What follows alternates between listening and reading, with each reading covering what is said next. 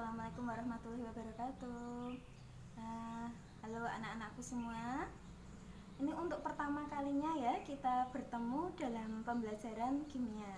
Oke, sebelum kalian mengenal materi lebih lanjut, maka alangkah baiknya kita perkenalan dulu ya, karena ini untuk pertama kalinya kita bertemu. Perkenalkan anak-anak, nama saya Ibu Emiliawati, bisa dipanggil dengan Ibu Emi.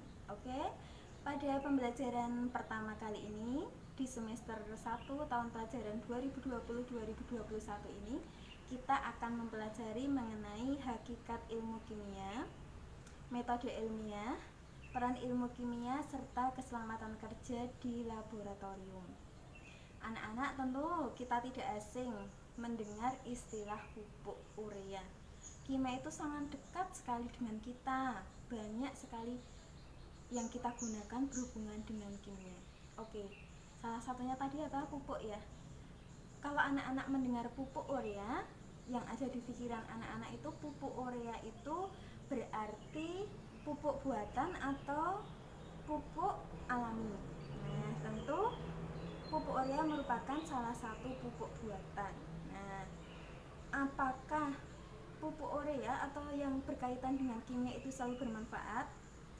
Tentu tidak. Kalau pupuk urea itu bisa menyuburkan tanah, tetapi ada sisi negatifnya. Salah satunya yaitu pupuk urea bisa merusak kandungan dalam tanah. Nah, kimia sangat erat tadi ya, sudah saya sampaikan dengan kita. Kalian mandi pakai sampo itu menggunakan kimia. Mencuci tangan pakai sabun, kimia. Mencuci baju, kimia. Pakaian yang kalian pakai, kimia. HP yang kalian pakai sehingga tipis, kimia. Nah, lantas itulah pentingnya kalian mempelajari tentang ilmu kimia.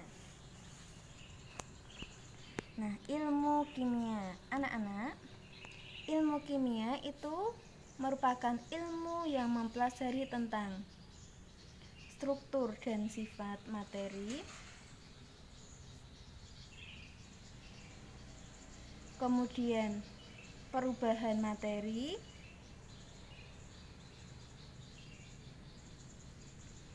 dan energi yang menyertai materi.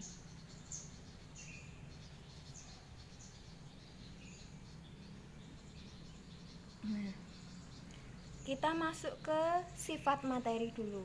Nah, berdasarkan jumlah materi. Oke, sebelum masuk ke sifat materi, saya ingatkan kembali apa itu materi, anak-anak. Dalam SMP kalian sudah belajar bahwa materi itu adalah sesuatu yang memiliki massa dan menempati ruang. Nah, berdasarkan jumlah materi, sifat materi itu dibagi dua. Ada sifat ekstensif dan intensif. Sifat ekstensif berarti bergantung pada jumlah materi, sedangkan intensif berarti tidak bergantung jumlah.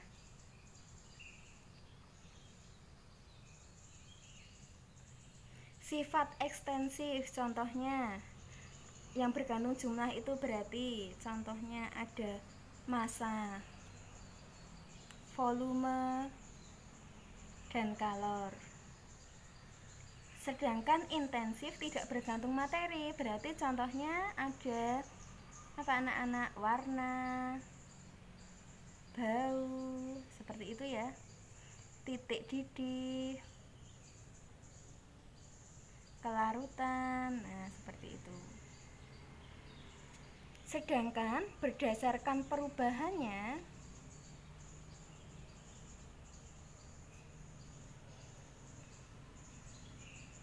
sifat materi dibagi dua.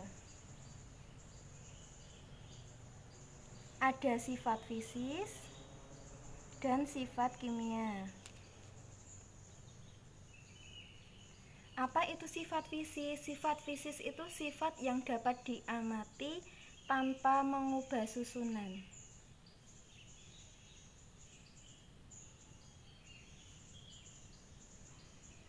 Sedangkan sifat kimia itu sifat yang dapat diamati dengan mengubah susunan.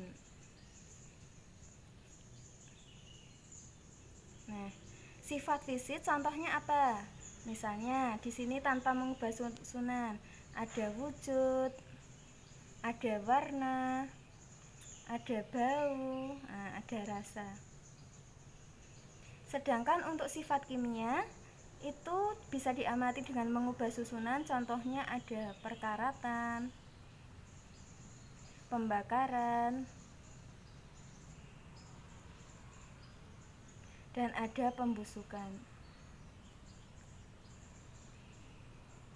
Nah, sedangkan untuk materi sendiri, sebelum kita masuk ke perubahan materi, Ibu jelaskan dulu ya. Materi itu dibagi menjadi dua. Ada zat tunggal dan ada campuran. Zat tunggal sendiri dibagi menjadi dua. Ada unsur dan ada senyawa. Unsur itu terdiri dari satu jenis yang tidak bisa dibagi lagi. Nah, ini sebenarnya mengulang waktu SMP ya. Contoh dari unsur, kalian tahu ada natrium, magnesium, kalium, kalsium. Nah, kalau senyawa berarti terdiri dari dua unsur, bisa dibagi secara kimia.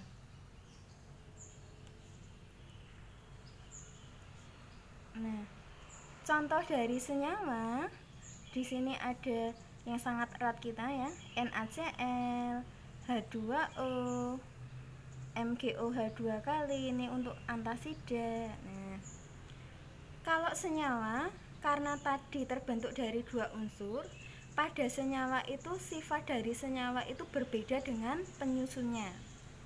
Senyawa terbentuk melalui reaksi kimia.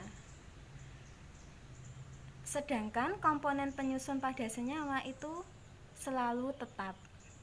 Sedangkan untuk campuran ini adalah gabungan dari dua zat atau lebih melalui reaksi fisika atau tanpa melalui reaksi kimia. Nah, contoh dari campuran itu misalnya kalian itu ya, tanah dan air, kemudian ada campuran pasir dan air. Lah, kalau campuran karena terbentuk tanpa melalui reaksi kimia, maka sifat dari campuran ini adalah sama seperti penyusunnya. Dan komposisi penyusun campuran di sini adalah tidak tetap. Untuk campuran maka bisa kita pisahkan melalui reaksi fisika atau secara fisika. Nah, tadi ya, ilmu kimia ilmu yang mempelajari tentang struktur dan sifat materi, perubahan materi, dan energi yang menyertai. Perubahan materi dulu. Nah, perubahan materi kita tahu ada perubahan fisika dan ada perubahan kimia. Perubahan fisika berarti tidak menghasilkan zat baru. Tidak ada zat baru. Misalnya pada saat kalian meleburkan es menjadi air. Sedangkan untuk kimia itu menghasilkan zat baru. Contohnya kalian membakar kayu menjadi arang. Oke, lanjut anak-anak ya.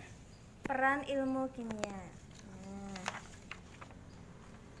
Peran ilmu kimia yang kedua ya. Peran ilmu kimia, wah banyak sekali anak-anak. Ibu ringkas ya. Yang pertama itu dalam bidang kesehatan dan kedokteran.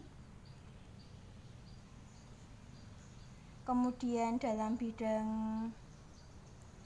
energi dan lingkungan. kemudian ada dalam bidang teknologi, ada bidang pangan dan pertanian,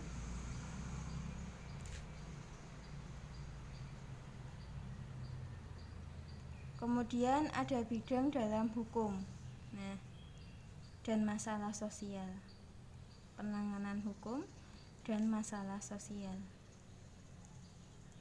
Yang pertama dulu untuk bidang kesehatan. Misalnya saat ini anak-anak kita pandemi COVID. Kalau tidak ada ilmu kimia, tidak ada vaksin ataupun obat-obatan untuk mengobati dari COVID-19 itu.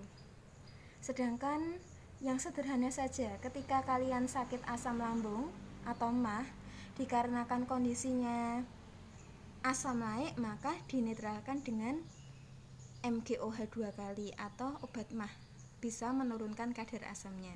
Nah, itu dalam bidang kesehatan dan kedokteran. Sedangkan dalam energi dan lingkungan, kita tahu bahwa energi kita itu makin lama makin habis karena manusianya bertambah. Maka kaitannya dengan kimia, bisa para ilmuwan kimia itu mengubah energi matahari menjadi sumber energi alternatif, sehingga bisa menghasilkan energi listrik. Kemudian pada penggunaan nuklir, tapi untuk saat ini nuklir dibatasi anak-anak ya, karena berbahaya bagi penggunanya atau apabila kita terkena nuklir. Untuk teknologi, teknologi banyak anak-anak.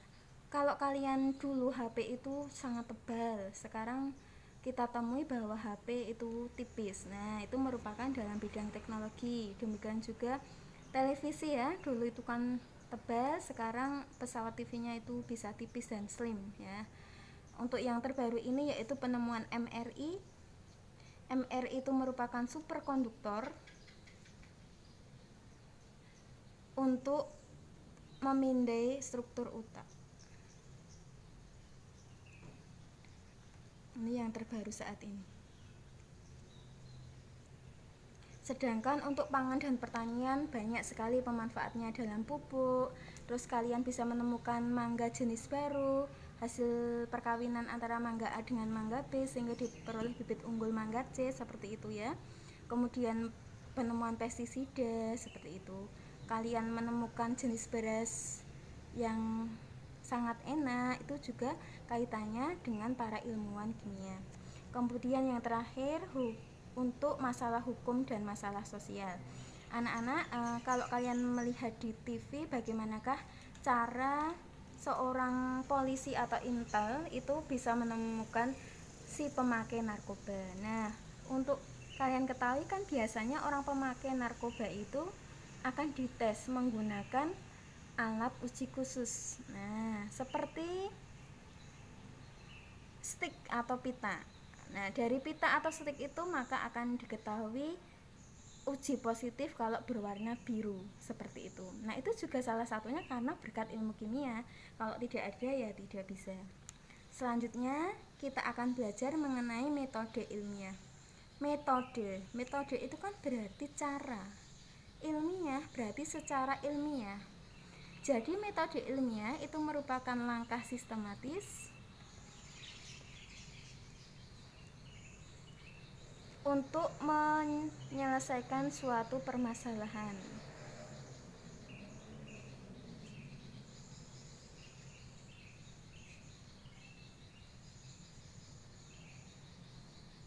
Nah, untuk metode ilmiah biasanya itu didahului dengan adanya masalah atau merumuskan masalah. Tanpa masalah kita tidak akan bisa melakukan metode ilmiah. Setelah kita tahu masalah, maka yang dilakukan kedua yaitu dengan pengamatan atau observasi. Nah, dari masalah itu maka kita bisa melakukan pengamatan observasi, misalnya dengan mencari literatur di perpustakaan atau yang dilakukan oleh orang lain. Yang ketiga, itu berarti kita menyusun hipotesis atau dugaan sementara. Dari setelah melakukan observasi kita susun, kira-kira permasalahannya seperti ini. Setelah kita tahu hipotesisnya, maka kita lakukan eksperimen. untuk menguji hipotesis. Dari eksperimen kan kita peroleh data, maka kita lakukan analisis data. Nah, kaitannya dengan data di sini berarti kita bisa lakukan kuantitatif berhubungan dengan pengukuran, kalau kualitatif berarti analisis. Setelah kita analisis data, maka terakhir kesimpulan.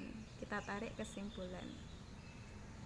Nah, oke anak-anakku, demikian untuk pembelajaran kali ini ya. Semoga bermanfaat.